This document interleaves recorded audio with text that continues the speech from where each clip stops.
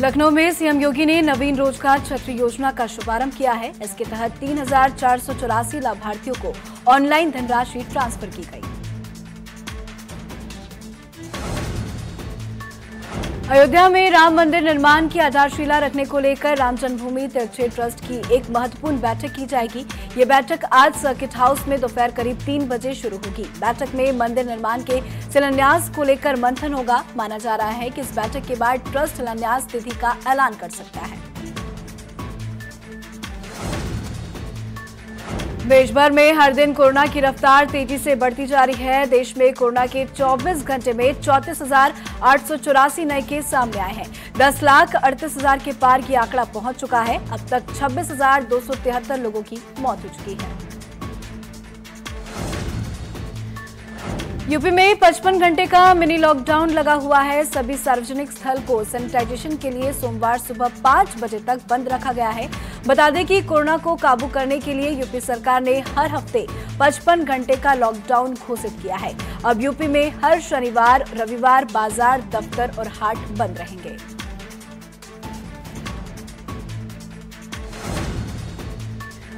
UP में बढ़ते corona के आंकड़ों ने प्रशासन की टेंशन बढ़ा दी है। पिछले 24 घंटे में 1733 नए केस सामने आए हैं। प्रदेश में 45,000 के पार कोरोना संक्रमितों की संख्या पहुंच चुकी है। अब तक 1,084 लोगों की मौत हो चुकी है। यूपी में साप्ताहिक लॉकडाउन का असर गोरखपुर में देखने को मिल रहा है। बंदी के दौरान दुकानों को सैनिटाइज किया जा रहा है। सभी सार्वजनिक स्थलों को 2 दिनों तक अच्छी तरह से सैनिटाइज किया जाएगा।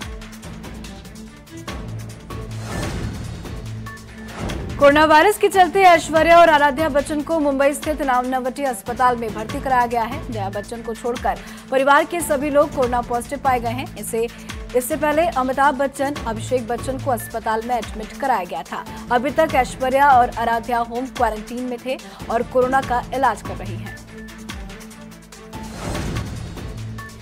उत्तराखंड के 4 जिलों में आज और कल लॉकडाउन रहेगा। देहरादून, हरिद्वार, नैनीताल, उधम सिंह नगर के सार्वजनिक जगहों को 2 दिन तक सैनिटाइज किया जाएगा। केवल जरूरी कामों के लिए ही छूट मिली है।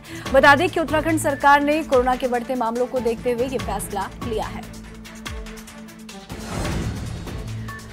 राजधानी दिल्ली में कोरोना वायरस संक्रमण के बढ़ते प्रभाव और खतरे को देखते हुए दिल्ली सरकार ने बेहद अहम फैसला लिया है। दिल्ली सरकार के खाद्य संरक्षा विभाग ने राजधानी में सुगंधित तंबाकू और तंबाकू मिश्रित उत्पादों पर प्रतिबंध लगा दिया है। भारत सरकार ने 8 जून को टूरिज्म को हरी झंडी दिखाने के बाद गोवा सरकार ने भी 2 जुलाई को पर्यटकों के लिए अपने दरवाजे खोल दिए हैं। लेकिन 2 जुलाई से लेकर अभी तक 7% होटलों की बुकिंग हुई है। यहां टूरिज्मों का आना शुरू हो गया है। वो निजी वाहन या प्राइवेट सेट से ही आ रहे हैं। हालांकि अब तक ट्रेन और पूरी तरह से फ्लाइट्स नहीं चलती हैं, तब तक आम पर्यटक यहां नहीं पहुंच सकेंगे। अमेरिका से लगातार बढ़ते तनाव के बीच रूसी सेना यूक्रेन की सीमा पर महायुद्ध अभ्यास कर रही है। इस मेगा मिलिट्री ड्रिल में सैकड़ों की संख्या में जंगी युद्धपोत, फाइटर जेट और लाखों सैनिक हिस्सा ले रहे हैं। पोलैंड में अमेरिकी सैनिकों की तैनाती और बाल्टिक सी क्षेत्र में बढ़ते यूरोपीय देशों के दखल से रूस सतर्क हो गया है। इधर यूक्रेन भी तनाव के बाद अमेरिका का घनिष्ठ सहयोगी बन गया है। अफ्रीकी और नाइजीरिया की सरकार ने स्थानीय डाकुओं को आत्मसमर्पण करने के लिए एक प्लान को पेश किया है। इसके तहत जो भी डाकू AK-47 राइफल के साथ आत्मसमर्पण करेगा, उसे जीविका चलाने के लिए 2 गाय दी जाएंगी। स्थानीय सरकार का कहना है कि इस योजना से डाकू लूटमार को छोड़कर एक जिम्मेवार नागरिक के रूप में सामान्य जीवन जीने के लिए प्रोत्साहित होंगे।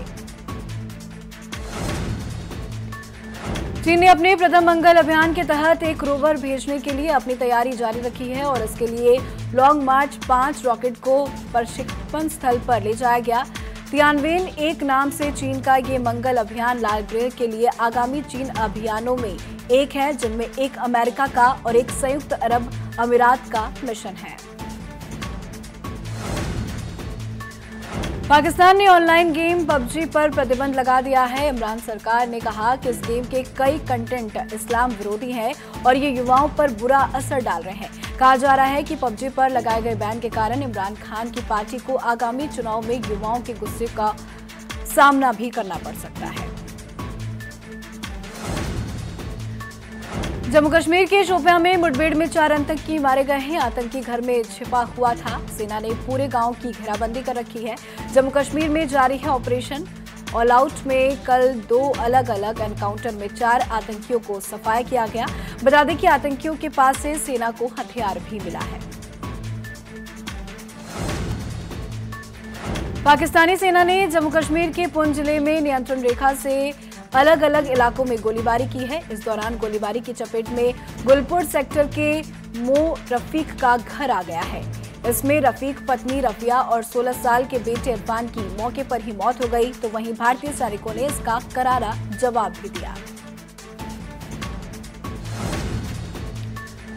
कश्मीर में आतंक के खिलाफ सेना के ऑपरेशन से बौखलाए आतंकी अमरनाथ यात्रा को निशाना बना सकते हैं। आतंकी कश्मीर में हाईवे नंबर 44 पर अमरनाथ यात्रा पर हमले की साजिश कर सकते हैं। हालांकि आतंकियों की ये नापाक साजिश कभी कामयाब नहीं होगी, क्योंकि सेना और सुरक्षा बल अलर्ट पर है। बाबा बर्फानी के भक्त 21 जुलाई से पूरे जोश के साथ पवित्र गुफा के दर्शन करेंगे। मेरठ में पुलिस और बदमाशों के बीच मुठभेड़ हो गई। दरअसल 4 अलग अलग जगहों पर मुठभेड़ हुई है। मुठभेड़ में 6 बदमाश घायल हो गए हैं। सभी बदमाशों को अस्पताल में भर्ती कराया गया है। ग्रेटर नोएडा में पुलिस और शराब तस्करों के बीच मुठभेड़ हो गई। मुठभेड़ के दौरान एक तस्कर को गोली लग गई है। वहीं एक बदमाश अंधेरे का फायदा उठाकर फरार हो गया। घायल शराब तस्कर का अस्पताल में इलाज चल रहा है। तस्करों के पास से शराब की 18 पेटियां और कार बरामद हुई है। नोएडा में भी पुलिस और बदमाशों के बीच मुठभेड़ हो गई। दरअसल बदमाश मोबाइल लेकर भाग रहा था। मुठभेड़ में गोली लगने की वजह से बदमाश घायल हो गया।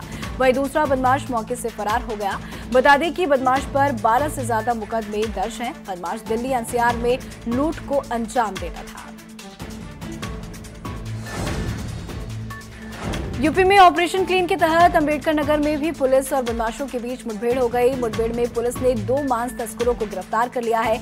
तस्करों के पास से सैकड़ों क्विंटल प्रतिबंधित मांस बरामद किया गया। फिलहाल पुलिस दोनों बदमाशों के खिलाफ आगे की कार्रवाई तेज करती है।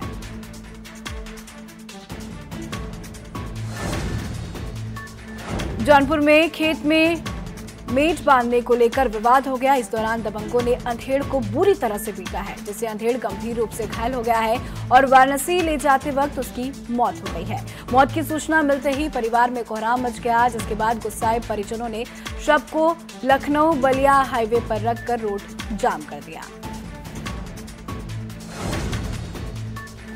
बदायूं में 14 जुलाई को हुए हत्याकांड का पुलिस ने खुलासा कर दिया है। दरअसल हत्या करने वाला कोई और नहीं बल्कि मृतक का भाई है। बता दें कि हत्या केवल 18,000 के लिए की गई है। फिलहाल पुलिस हत्यारों को गिरफ्तार कर जेल भेज चुकी है। साथ ही आरोपी के पास से तमंचा और मौके से गायब मोबाइल भी बरामद की है।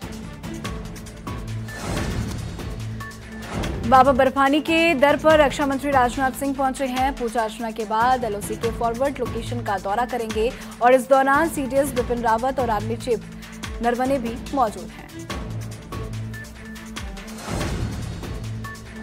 काशीपुर में लापता हुए 1.5 साल के मासूम का नाले में बोरे में बंद शव मिलने के मामले में पुलिस ने खुलासा किया है। पुलिस ने मासूम की हत्या में नवजात का न्यायालय में पेश होने की मांग की है। मासूम का शव मिलने से लोगों में सनसनी फैल गई है। फिलहाल पुलिस आगे की कार्रवाई तेज कर चुकी है। कौशाम्बी में मेडिकल स्टोर से नशीली दवा चुराने के आरोप में दुकानदार ने अपने साथी के साथ मिलकर ऑटो चालक समेत 2 युवकों को कमरे में बंद कर बेरहमी से पीटा है। सूचना मिलने पर पहुंची पुलिस ने युवकों को समझा बुझाकर घर भेज दिया और उनका इलाज भी नहीं कराया, जिसमें से एक युवक की मौत हो गई।